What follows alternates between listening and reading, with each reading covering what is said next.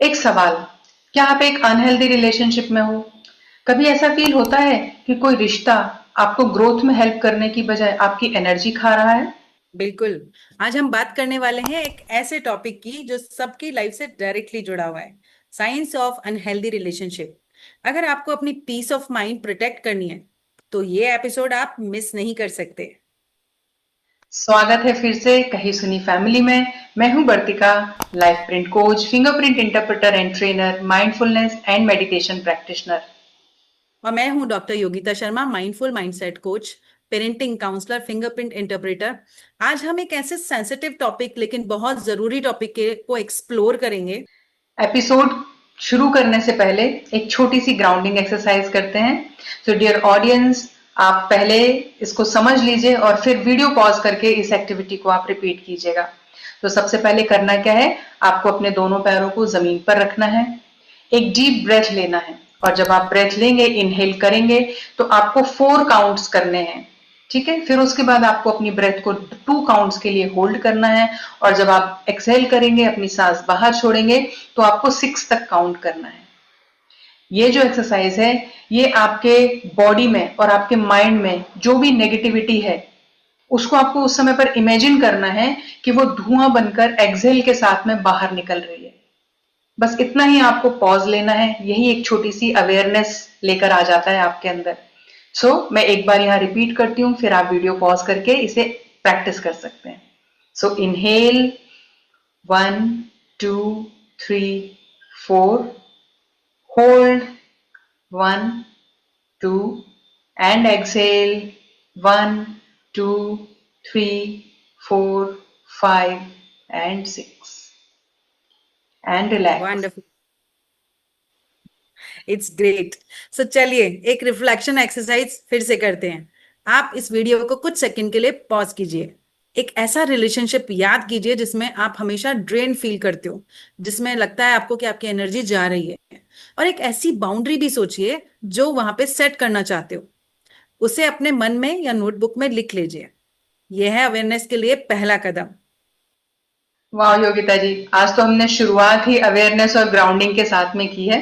तो चलिए फिर हम टाइम वेस्ट नहीं करते और डायरेक्ट पॉइंट पर आ जाते हैं और अपने ऑडियंस को फटाफट हम अनहेल्दी रिलेशनशिप्स के 10 साइंस के बारे में बताते हैं। लिसनर्स, प्लीज ध्यान से चेक कीजिए, शायद आपकी लाइफ का कोई रिलेशन या कहीं किसी जगह पर आपके ये साइंस देख तो नहीं रहे हैं।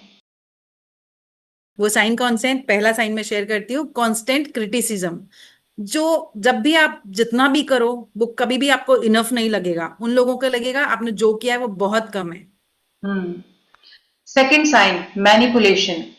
मतलब हमेशा रिश्तों में आपको मैनिपुलेट ही करते रहते हैं। अगर उनके मन की बात नहीं हुई तो आपको साइलेंट ट्रीटमेंट देंगे या हमेशा आपको गिल्ट का एहसास कराते रहेंगे, गिल्ट ट्रिप में डालते रहेंगे कि ये जो भी गलतियां हो रही हैं, जो भी काम बिगड़ रहा है या जो भी बात है, उसके लिए तुम ही रिस्पॉन्सिबल हो, तुम्हारी वजह से ऐसा हो रहा है, इस टाइप के डायलॉग्स।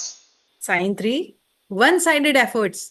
जैसे बाल्टी में एक होल, चाहे जितना भी पानी भर लो कभी भी वो बाल्टी भर ही नहीं सकती। Sign number 4, lack of respect.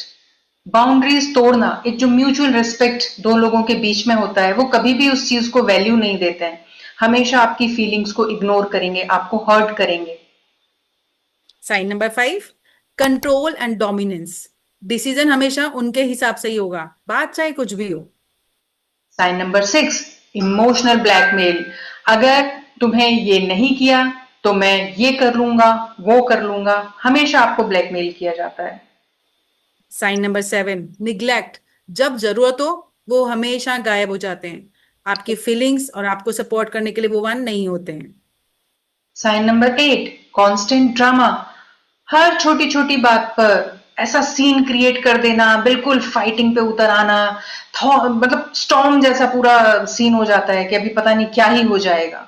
Sign number nine, walking on eggshells. आपको हमेशा डर हो कि कुछ बोल दिया तो ब्लास्ट हो जाएगा, ये कर दिया तो ऐसा हो जाएगा। मतलब कांस्टेंट डर वाली feeling. And most important, sign number 10, energy drain. जब आप ऐसे लोगों के साथ होते हैं तो आपको मिलकर ऐसा लगता है कि पता नहीं मेरी पूरी एनर्जी किसी ने निचोड़ ली है, बहुत हैवी सा फील होता है। योगिता जी, ये साइन डिस्कस करते हुए मुझे एक फ्रेंड की स्टोरी याद आ गई। वो हमेशा अपनी एक फ्रेंड के बारे में बात करती थी कि जब भी वो उस इंसान से मिलती थी, जब भी उस सहेली को मिलने जाती थी, तो वो उसे मतलब बहुत छोटा फील कराती थी, बहुत लो फील कराती थी और उसको हमेशा उससे मिलने के बाद ऐसा ही लगता था कि जैसे वो कहीं किसी काले गहरे होल में चली गई हो, कहीं किसी गहराई में चली गई हो। पूरा इतना एग्जॉस्टेड और ड्रेन्ड फील करती थी। बिल्कुल ऐसा होता है। रिश्ते हमेशा एक चार्जर की तरह होने चाहिए जो हम्म। आपको रीफिल करें। अगर वो आपकी बैटरी को ड्रेन कर रहे हैं तो मतलब गड़बड़ है, मतलब रीफिल होने की जरूरत है। और मतलब अगर हम साइकोलॉजिकल एंगल से देखें तो साइंस भी इसे सपोर्ट ही करता है। जैसे रिलेशनशिप में नेगेटिविटी जो होती है वो एक टॉक्सिसिटी क्रिएट कर देती है, जो एक कॉर्टिसोल नाम के एक स्ट्रेस हार्मोन को कंटिन्यूअसली हाई लेवल पर लेकर आती रहती है और इसकी वजह से ब्रेन में एक नेगेटिव लूप क्रिएट हो जाता है। मतलब बिल्कुल वैसे ही जैसे हमारे अलार्म क्लॉक में स्नूज होता रहता है अलार्म, हम उसे अगर बंद ना करें तो। और धीरे धीरे ये नेगेटिविटी, ये कांस्टेंट स्ट्रेस हमारी हेल्थ पर, हमारे फोकस पर और बाकी के रिलेशनशिप्स पर भी इफेक्ट डालता है और वो भी डैमेज करता है। बिल्कुल सही। अब सवाल यह है कि अपनी मेंटल पीस को प्रोटेक्ट कैसे करें। तो कुछ सिंपल टूल्स मैं आपके साथ शेयर कर रही हूँ, जैसे कि बाउंड्रीज सेट करना।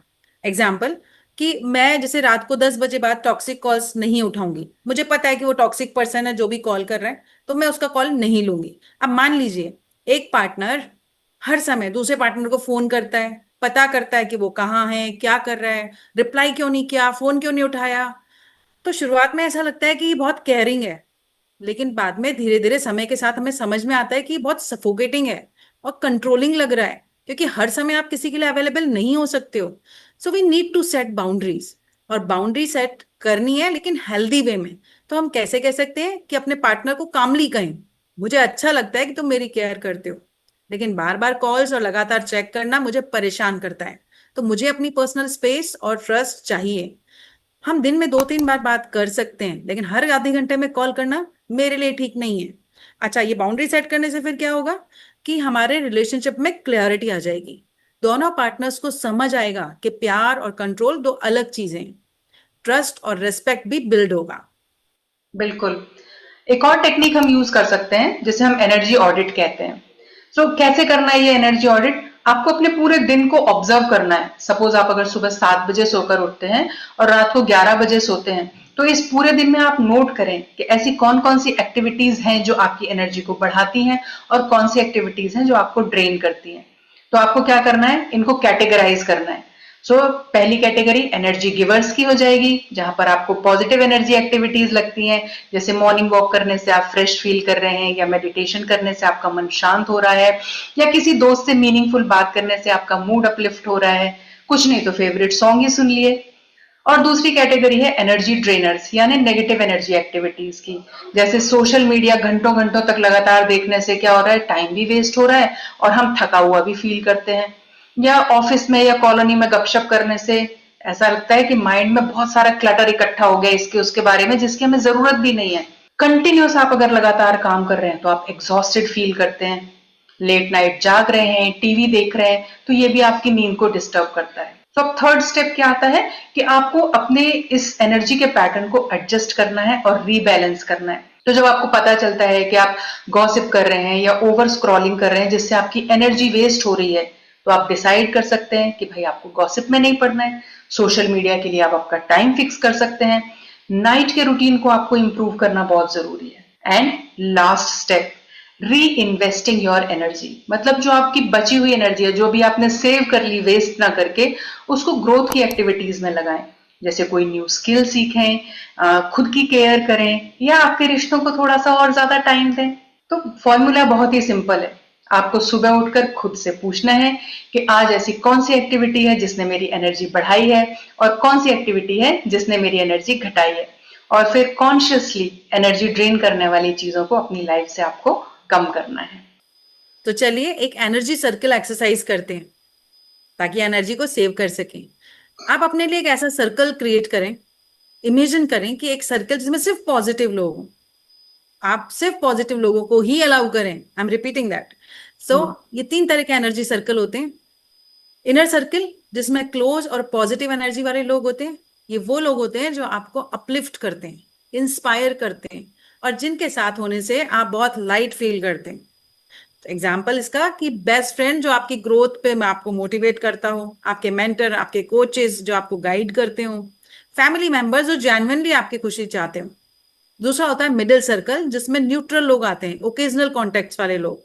ये वो लोग होते हैं जिनके साथ रिलेशन मेंटेन करना हमारा जरूरी होता है, लेकिन डेली एनर्जी इन्वेस्ट करना जरूरी नहीं होता है। फिर इसमें एग्जाम्पल जो आते हैं वो हैं ऑफिस के कॉलीग्स, दूर के रिलेटिव्स, या हमारे जान पहचान के पड़ोसी लोग। तीसरा सर्कल होता है आउटर सर्कल। ये हमारे एनर्जी ड्रेनर्स होते हैं। ये वो लोग हैं जो हमेशा कंप्लेन करते हैं, क्रिटिसाइज करते हैं, कर्स करते हैं, मैनिपुलेट करते हैं, या आपकी एनर्जी को खत्म कर देते हैं। सो कॉन्स्टेंटली नेगेटिव फ्रेंड्स इसमें इसके एग्जाम्पल्स हैं, या टॉक्सिक रिलेटिव्स जो हमेशा गिल्ट फील करवाते हैं, बैक बिचिंग करते हैं। कोई ऐसा कॉलिग जो हमेशा गॉसिप करता है, आपके टाइम और आपकी एनर्जी को किल करता है, राइट।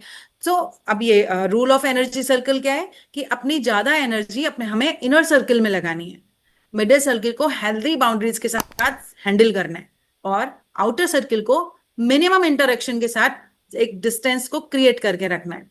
अब मैं एग्जांपल देती हूँ जिससे आप क्लियरली समझ जाएंगे कि मान लीजिए आपका हर वीकेंड एक ऐसा दोस्त है जो मिलता है आपसे और बस कंप्लेन करता है, और आप उसके साथ मिलके ड्रेन फील करते हो।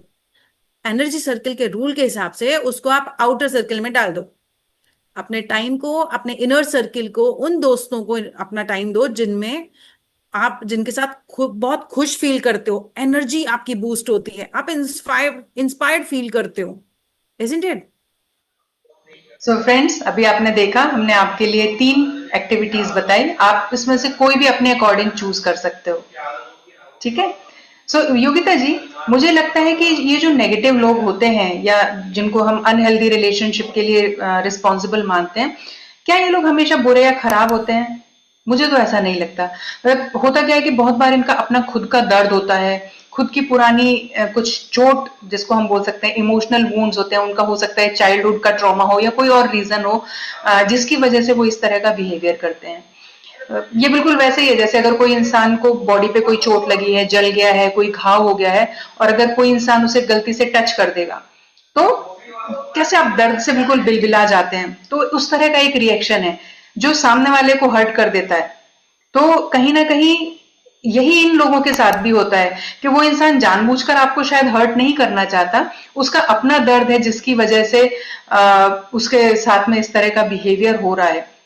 लेकिन समझना ये भी जरूरी है कि उनकी जो हीलिंग है या उनका वो जो घाव का भरना है, ये उनकी रिस्पॉन्सिबिलिटी है। आप हमेशा उसको ड्रेसिंग करने के लिए तो नहीं पहुंच सकते। मतलब आप उनका दर्द समझ सकते हो, आप उनके लिए कंपैशन फील कर सकते हो, लेकिन आप अपनी पीस को सेक्रीफाइस करके उनका बोझ तो नहीं उठा सकते, है ना। आपकी ड्यूटी क्या है? आपकी ड्यूटी अपने मन की पीस और अपनी एनर्जी को प्रोटेक्ट करना है। मतलब सिंपल है कि एक इंसान या आप एक इम्पैथ हो सकते हो, आप उनका दर्द फील कर सकते हो, पर सेवियर नहीं हो सकते। आप उनको उस दर्द से बाहर नहीं निकाल सकते, क्योंकि जो हीलिंग है वो खुद ही करना पड़ता है। अपनी हीलिंग का रास्ता उनको खुद ही चलना होगा। क्या कहते हैं आप? बिल्कुल बिल्कुल वतिका जी, आई कंप्लीटली एग्रीड। और गीता जी में भी, श्रीमद् भगवत गीता जी में भी ये कहा गया है कि तुम्हारा अधिकार सिर्फ कर्म करने में है, बिल्कुल। फल को जानने में नहीं। ना तो हम फलों के लिए बंधे हुए रहते हैं, और ना ही अकर्मण्य यानी कि टॉक्सिक लोगों से चिपके रह सकते हैं। तो जैसे कि गीता के 47 वर्स और चैप्टर 2 में कहा गया है कि हमारा हक सिर्फ अपने कर्म पर है, ना कि दूसरों से बिल्कुल एक्सपेक्ट करने पे। तो इसलिए अपनी शांति, अपनी ग्रोथ को प्रोटेक्ट करना ही हमारी असली स्ट्रेंथ है, क्योंकि वो हमारा असली कर्म है। बिल्कुल, बहुत प्यारी बात कही आपने। So dear listeners and viewers, आज जो हमने बात की ये साइंस ऑफ अनहेल्दी रिलेशनशिप्स के बारे में। अगले एपिसोड में हम एक्सप्लोर करेंगे कि ये जो अनहेल्दी रिलेशनशिप्स के पीछे जो टॉक्सिक लोग हैं, उनका इमोशनल वर्ड क्या है, क्या उनके लिए कोई हीलिंग का रास्ता पॉसिबल है। जिस तब तक आप अपनी प्रायोरिटी बनाएं अपनी पीस को, ठीक है। ये था कहा सुनी का episode number 6, science of unhealthy relationships. अगर ये एपिसोड आपको वैल्यूएबल लगा हो तो आप इसे, हमारे चैनल को सब्सक्राइब कीजिए और इस वीडियो को शेयर कीजिए उन दोस्तों के साथ जो शायद कहीं किसी अनहेल्दी रिलेशनशिप में फंसे हुए हैं, क्योंकि आप अकेले नहीं हो। आप आपके साथ है कहीं सुनी कहीं ट्राई सुनी योर सेफ प्लेटफॉर्म। प्लेटफॉर्म।